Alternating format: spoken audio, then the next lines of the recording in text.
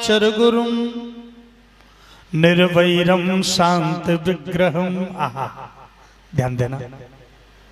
कस्तम चराचर गुरुम निर्वैरम शांत विग्रहम आत्मा रामं कथम दृष्टि दैवतम जगतो महत।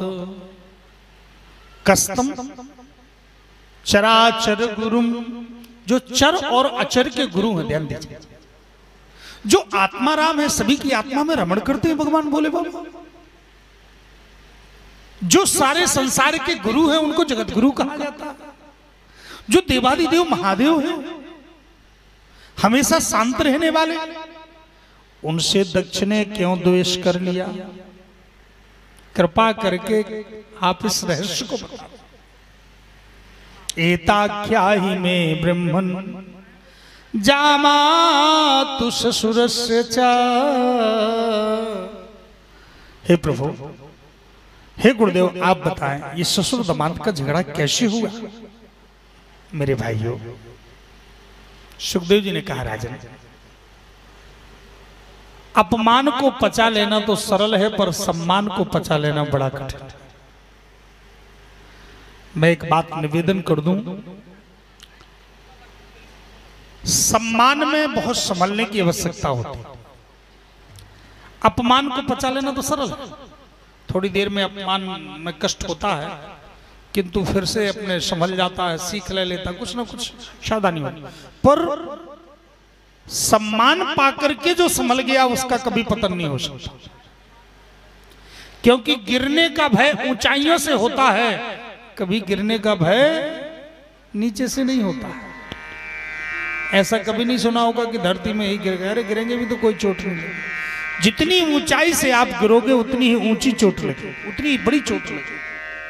इसलिए जितनी ऊंचाई पर पहुंचे, चाहे आपकी कुर्सी की ऊंचाई हो, चाहे आपकी पद प्रतिष्ठा की ऊंचाई हो, चाहे धन वैभव की ऊंचाई हो, चाहे कला की ऊंचाई हो, चाहे सौंदर्य की ऊंचाई हो, चाहे आपके नेतृत्व की ऊंचाई हो, किसी भी ऊंचाइयों पर पहुंचो तो उस समय बड़ी सावधानी से रहो। ऊंचाइयों से पर संभल करके रहने की आवश्यकता। जितनी ऊंचाई होगी उतना संभल करके रहना पड़ता है। अगर ऊंचाई से गिरे तो कितने चकनाचूर होंगे, कोई भरोसा। सम्मान जब होने लगे, प्रतिष्ठा बढ़ने लगे, धन वैभव आने लगे, उस समय हमें संभल जाना चाहिए। अब हमें संभलने की आवश्यकता है, क्योंकि उस समय अहंकार बढ़ता है, अहं भाव आता है, और अहं जीवन को नष्ट करने वाला होता है। अहंकारी व्यक्ति कोई भी अपराध कर सकता है। इसलिए हमेशा, हे परीक्षित, अपमान को पचा लेना तो सरल है, पर सम्मान को पचा लेना बहुत कठिन है। और जिसने सम्मान पचा लिया उसका जीवन में कभी पतन नहीं हो सकता। दक्ष प्रजापति ब्रह्मा जी का बहुत लाडला था, बेटा था, और ब्रह्मा जी ने दक्ष प्रजापति को देवताओं का अध्यक्ष बनाया। अहंकारी थी, और अहंकारी व्यक्ति को और बड़ी कुर्सी मिल गई तो हो गया, उसके अहंकार में 4 चांद लग गए। कुर्सी पाके तो विनम्रता होनी चाहिए, किंतु अब और 4 चांद लग गए। ब्रह्मा जी ने स्वागत समारोह का आयोजन किया, हे परीक्षित, और उस स्वागत समारोह में सभी पहुंचे। ब्रह्मर्षि, देवर्षि, योग ऋषि, यक्ष, नाग, किन्नर आदि सभी ब्रह्मलोक पहुंचे। दक्ष प्रजापति सबसे बाद में पहुंचा। इसने सोचा मैं बाद में पहुंचूंगा तो सब उठ के खड़े हो जाएंगे। सब उठ के खड़े हो गए, लेकिन 2 लोग खड़े नहीं हुए। कौन कौन? एक तो ब्रह्मा जी खड़े नहीं हुए, और दूसरे भोले बाबा खड़े नहीं हुए। ब्रह्मा जी इसलिए खड़े नहीं हुए क्योंकि पिताजी हैं। ब्रह्मा जी ने सोचा भले मैंने देवताओं का अध्यक्ष बना दिया, पर है तो मेरा बेटा ना। और देखो, बेटा भले कलेक्टर बन जाए पर बाप तो बाप ही रहेगा ना, बाप तो बाप ही रहेगा। ब्रह्मा जी ने सोचा भले मेरा बेटा है, मैंने बना दिया अध्यक्ष पूरे देवलोकों का, किंतु है तो मेरा बेटा, तो मैं क्यों खड़ा हूं। तो ब्रह्मा जी की तो बात चल गई, लेकिन शंकर जी भी खड़े नहीं हुए। शंकर जी इसलिए खड़े नहीं हुए क्योंकि शंकर जी ने देखा कोई इनका अपमान करने का लक्ष्य नहीं था, पर शंकर जी ने देखा कि इस सभा में अभी अध्यक्ष साहब की आने की देरी है, तो चलो मैं जब तक ये प्रपंच चल रहा, लोग इधर उधर की बातें करें, जब सामाजिक लोग बैठते हैं 10-20 लोग 2-4 लोग, जब काफी लोग बैठते हैं कोई समाज में, तो फिर जो उस समय की जो सामयिक चर्चाएं होती हैं होने लगती, लोग चर्चाएं करने लगते, समय को व्यतीत करने के लिए कोई ना कोई चर्चा है। तो शंकर जी ने सोचा ये कौन प्रपंच में पड़े, तो शंकर जी ने अपनी माला उठाई और श्री राम जय जय राम, श्री राम जय गाइए, राम श्री राम जय राम, श्री राम जय राम, श्री राम जय राम, श्री राम जय राम, श्री राम जय राम, श्री राम जय राम, श्री राम जय राम, जय राम, श्री राम जय राम, जय राम। शंकर जी स्मरण करने लगे। शंकर जी देख नहीं पाए मेरे ससुर साहब कितनी जल्दी आ गए, कितनी कब आए।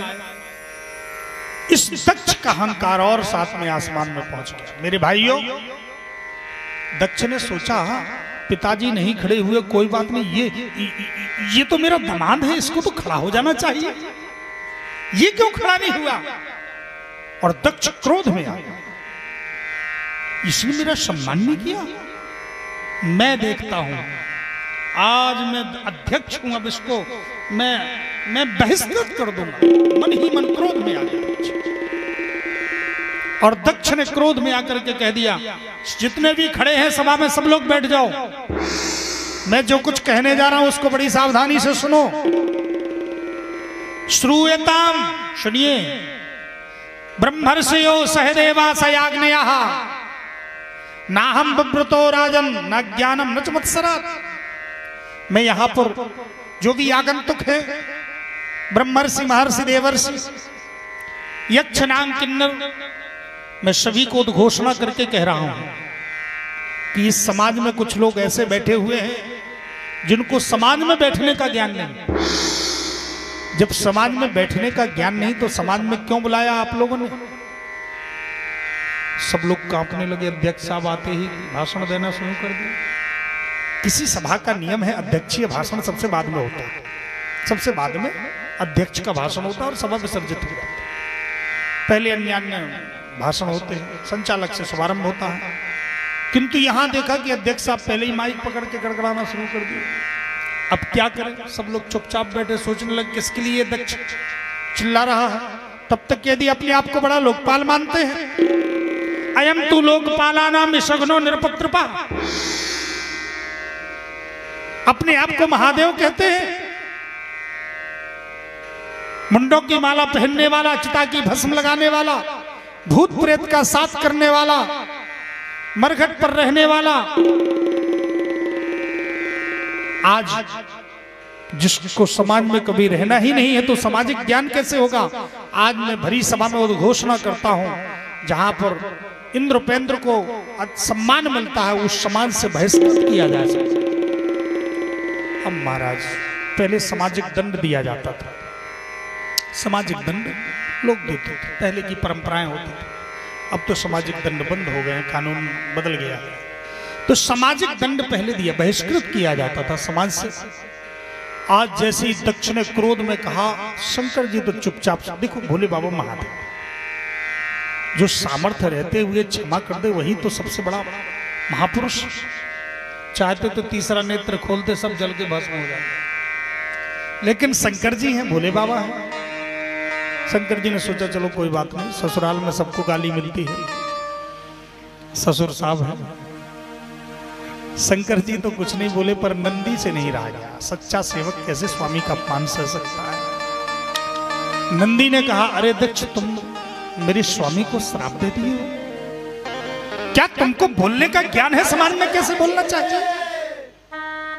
गृहेषु कूट धर्मेषु केवल ग्राम सुखेन च। अपने केवल निःसुख की इच्छा रखने वाला दक्ष, आज तुझे मैं श्राप देता हूं, तेरा मुख बकरे का हो जाए। भृगु जी खड़े हो गए, अरे नंदी तुझे बीच में टपकने की क्या जरूरत। भृगु जी पुरोहित, देखिए मेरे जजमान को श्राप दे दिया, सब गड़बड़ हो गए, बताओ बकरे का मुख बना दिया। खड़े हो गए पुरोहित जी, अरे नंदी तुझे बीच में टपकने की क्या जरूरत थी, मैं भी तुझे श्राप देता हूं, तुम सब पाखंडी हो जाओ। नंदी जी खड़े हो गए, अरे पंडित जी तुमको बीच में टपकने की क्या जरूरत है? क्या आप न्याय नहीं देखते हो? इतने जजमान के प्रति आप सिद्धांतहीन हो गए हो? आप क्या न्याय नहीं समझ में आ रहा है?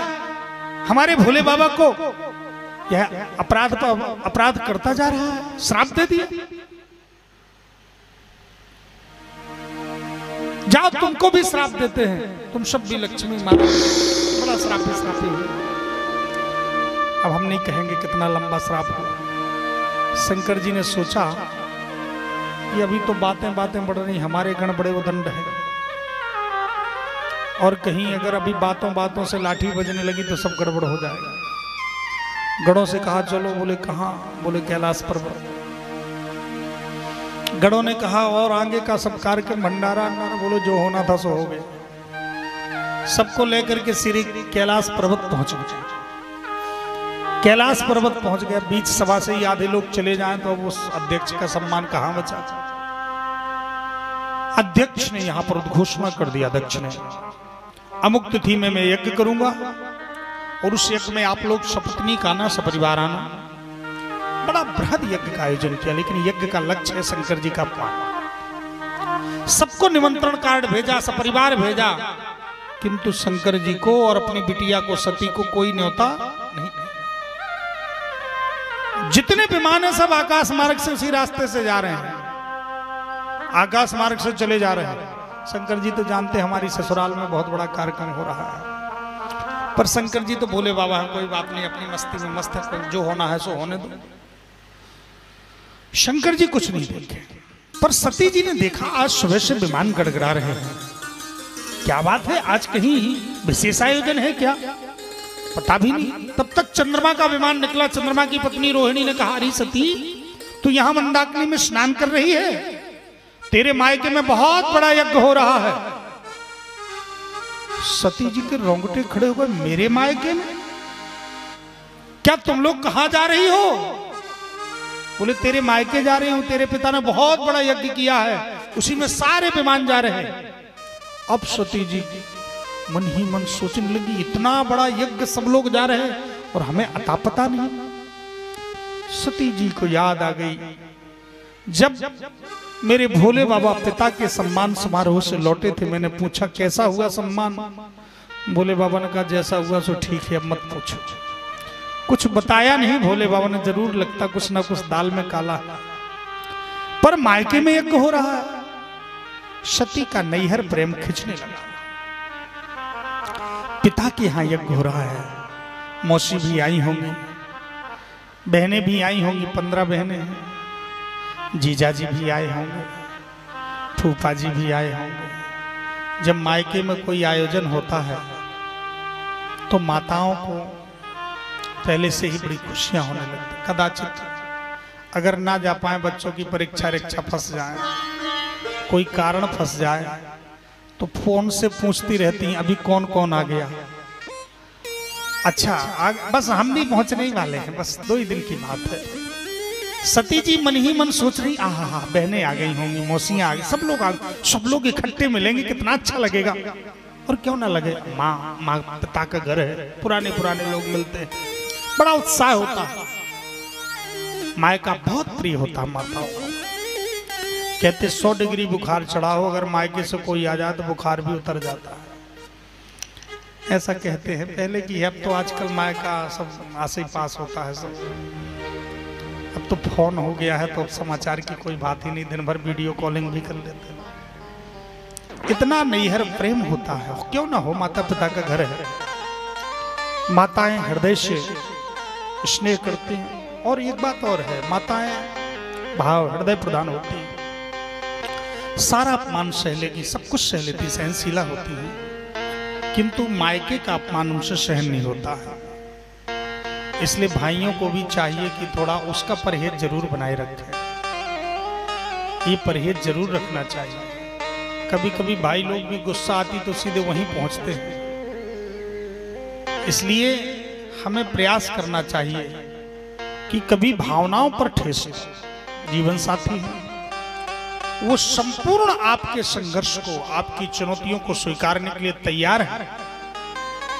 कितनी परिस्थितियां हो तैयार है, और उनकी भावनाओं को कभी ठेस नहीं पहुंचनी चाहिए। यह सहन नहीं किसी स्त्री को, किसी मां को। आज श्री सती जी ने सोचा कि मेरे नैहर में इतना बड़ा यज्ञ हो रहा है। सती जी ने सोचा चलो मैं भोले बाबा को मना लूं, नैहर जाऊं। गई तो भोले बाबा मेरे बड़े सीधे साधे, मेरे पति भोले हैं, मना लूं। और गई सती जी चरण दबाने लगे, धीरे धीरे चरण दबाने लगे। भोले बाबा ने देखा क्या बात है सती जी, आज कुछ ज्यादा ही सेवा हो रही है। सती जी ने कहा चलेंगे नहीं। भोले बाबा ने कहा कहां? सती जी कितने संभाल करके कह रहे हैं। ये भागवत की मर्यादा। भागवत गृहस्थी चलाना भी सिखाती, दाम्पत्य जीवन की व्यवहार को भी सिखाता। सती जी क्या कहते हैं? प्रजापते ते ससुरस्य सांप्रतम निर्यापितो यज्ञ महोत्सवः किल। प्रजापते ते ससुरस्य सांप्रतम। हे प्रजापति ते ससुरस्य यज्ञ महोत्सव। ये नहीं कहा कि मेरे मायके में बहुत बड़ा कार्यक्रम हो रहा, चलिए ना, बोलना। सती जी कहती है भोले बाबा, हे प्रजापति आपकी ससुराल में बहुत बड़ा कार्यक्रम हो रहा, यज्ञ महोत्सव हो रहा। मेरा मायका और आपकी ससुराल है तो एक ही बात, लेकिन जब हम सामने वाले को श्रेय देते हैं तो उससे उसके हृदय में आपका स्थान प्राप्त होता है। पहले परंपरा होती थी महाराज, हमारे संत जन ऋषिजन व्यवहार भी सिखाते थे, पूर्वज व्यवहार सिखाते थे। अब तो सब मनमानी हो रहा है। पहले बच्चों का भी परिचय देते थे, परिवार का भी, मकान का भी। बना भी मकान है, कहीं ये आपका मकान, कोई भी ये आपके बच्चे, ये आपका परिवार, ये आपका घर है। उसको उसके परिचय दिया जाए, उसको आत्मीयता लगती थी। अब किसी से भी परिचय होगा, गुरुजी से, ये मेरा बेटा, ये मेरा मकान, ये मेरी पत्नी है महाराज, ये मेरा घर है, अब मेरा ही मेरा बच्चा। क्या करें? बोलो बाके बिहारी लाल की जय हो। इसलिए आज सती जी कितनी संभाल करके, प्रजापते ते ससुरस्य सांप्रतम निर्यापितो यज्ञ महोत्सवः किल। हे प्रजापति आपकी ससुराल में बहुत बड़ा आयोजन। शंकर जी ने कहा तो क्या करूं? चलिए भोले बाबा। भोले बाबा ने कहा कोई चिट्ठी तो आई नहीं, कोई निमंत्रण तो आया नहीं। सती जी ने कहा भेजा होगा, मिल नहीं पाया होगा। शंकर जी ने पूरी चिट्ठी खोल दी। सती तू नहीं जानती अपने पिता को, कितने अहंकारी है वो। भरी सभा में उन्होंने जो जो नहीं कहना चाहिए सो कह दिया। और नहीं जानती हो सती, आज जो यज्ञ का आयोजन किया है वो मेरे अपमान के लिए किया गया है। अगर निमंत्रण भेजा होता तो मैं चला जाता, लेकिन सबको बुलाया गया और मुझे नहीं बुलाया गया, ये केवल मेरे अपमान के लिए। सती अच्छी तरह से तुम जान लो सती, दूसरों का अपमान तो सहा जा सकता है, पर अपनों का अपमान सहना बड़ा कठिन होता है। अपनों का अपमान जब अपने अपमान करते हैं तो मृत्यु के बराबर कष्ट होता है। सबसे कठिन जाति अपमान। सती जिस स्थान पर लोगों को पहुंचने से खुशी ना हो, उस स्थान पर भले सोना ही क्यों ना बरसे, नहीं जाना चाहिए। अभिमान कभी मत करो, पर स्वाभिमान को भी कभी समाप्त मत करो। स्वाभिमान सब सती आवती हर से नहीं, नैनन नहीं सने, तुलसी तहाँ न जाइए, चाहे कंचन बरसे। तुलसी तहाँ न जाइए, चाहे कंचन बरसे। सच्ची मैं नहीं जाऊंगा। सती ने सोचा अब लगता भोले बाबा मानने वाले नहीं। मेरे भोले बाबा इतने सरल हैं कि तुरंत मान जाते, पर आज मैं इतनी बार मना रही हूं, अच्छा तो मैं चली जाऊं। भोले बाबा देखते रह गए। यही सती जो मेरी इच्छा की के विपरीत कभी इन्होंने एक कदम नहीं रखा, मेरी इच्छा के विपरीत इन्होंने कभी मन में सोचा भी नहीं, और आज मेरे बार बार मना करने पर ये मान भी नहीं रही और कहती मैं अकेली चली जाऊं। क्या बात है। भोले बाबा ने ध्यान लगा करके देखा आखिर कारण क्या है, और जब ध्यान लगा के देखा तो सती का मरण दिख गया। सती की मृत्यु बुला रही है, जबरदस्ती उसकी मृत्यु बुला रही है। शंकर जी ने देखा और आंख बंद कर लिया, चुप चुप। ना ये कहा कि चली जाओ, ना ये कहा कि मत जाओ, रोका भी नहीं और आज्ञा भी नहीं दी, नहीं दी। शंकर जी जान गए कि सती की मृत्यु है, पर चुप हो। अच्छा, शंकर जी तो ऐसे महापुरुष हैं कि भाभी मेट सके त्रिपुरारी। त्रिपुरारी के अंदर वो सामर्थ्य है कि भाभी को भी मेट। भाभी किसको कहते हैं? जो भविष्य में घटने वाली घटित घटनाएं हैं उसको भाभी कहा जाता है। इसलिए महामृत्युंजय लोग जप करते हैं। ग्रहों के कारण कोई मार्केस हो, ग्रहों के कारण कोई घटनाएं हो, या जीवन में कोई भी कष्ट आते हैं, महामृत्युंजय भगवान में वह सामर्थ्य होती है। वो मृत्यु को भी टालने की सामर्थ्य रखते हैं त्रिपुरारी। तो जब सारे संसार की भाभी को मैट सकते हैं तो अपनी पत्नी की भाभी को क्यों नहीं मैटा जान करके? क्या उस त्रिपुरारी की सामर्थ्य में कमी आ गई थी? कमी नहीं आई थी। दो तरह का भावी होता है शास्त्रों में।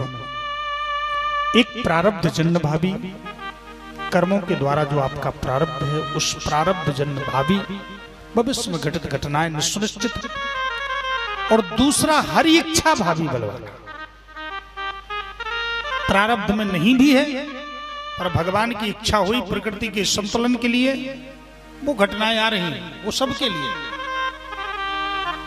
कोरोना आया किसी के व्यक्तिगत लिए नहीं, व्यक्तिगत प्रारब्ध नहीं, ये सबके लिए सामूहिक देवीय घटना। अनावृष्टि, अतिवृष्टि, भयंकर भूकंप, तूफान, ये सब ये देवीय प्रकोप, ये इससे कोई प्रारब्ध का संबंध नहीं। ये हरि इच्छा है, उस पर भगवान त्रिपुरारी के अंदर सामर्थ्य है, पर प्रारब्ध जन्य भावी में वो मेट देते हैं। पर जो हरि इच्छा भावी होता उसमें हाथ नहीं लगाता। ये तो हाई कमान का आदेश, इस पर हम हाथ नहीं लगाएंगे। चुप हो गए। सती जी क्रोध में आ गई। एक तो मुझे आज्ञा नहीं दे रहे, ऊपर से आंख बंद कर ली। सती जी अगर वास्तव में स्नेह में रहे तो पराम्बा जगदम्बा अम्बे अंबिके अंबालिक, और क्रोध में आ जाए तो साक्षात चंडी का रौद्र रूप। सती जी क्रोध में आई और आंखें लाल लाल तीव्र, मैं जा रही हूं, मत जाओ। सीधे चल दी सती। निष्क्रामती बार बार आती है, सोचती है भोले बाबा फिर से कह देंगे, पर भोले बाबा टस से मस। भोले बाबा ने देखा सती जी चली गई। नंदी को कहा, नंदी इनको बिठा लो, इनका जो सामान हो ले जाओ, पता नहीं लौट के आई कि नहीं आई। नंदी लेकर के गए। क्रोध में सती जी पहुंची हैं यज्ञ में। मौसियां मिली, बहनें मिली, किसी से सती ने बात नहीं की। सती सोच रही थी कि मैं सबसे पहले अपने पिता को फटकारूंगी, हर पुत्री का पिता पर अधिकार होता है। सती ने सोचा मैं पिता को फटकार करके कहूंगी सबसे पहले भोले बाबा को लेके आओ, तब यज्ञ पूरा होगा। सती जानती है मेरा पिता मुझे प्राणों से अधिक चाहता है, सबसे छोटी पुत्री है। दक्ष चाहता भी था लेकिन अहंकार। दक्ष ने जैसे देखा सती को, सती तो सोच के गई थी कि मेरा पिता मुझे देखते ही लपक करके सती आ गई, मेरी बहुत याद कर रहे होंगे मेरे पिताजी। लेकिन यहां पर अहंकार का भूत सवार दक्ष को, दक्ष ने जब सती को देखा तो सती को देख करके मुख घुमा लिया, अनदेखी कर दिया, और यह अपमान सती को सहन नहीं हुआ।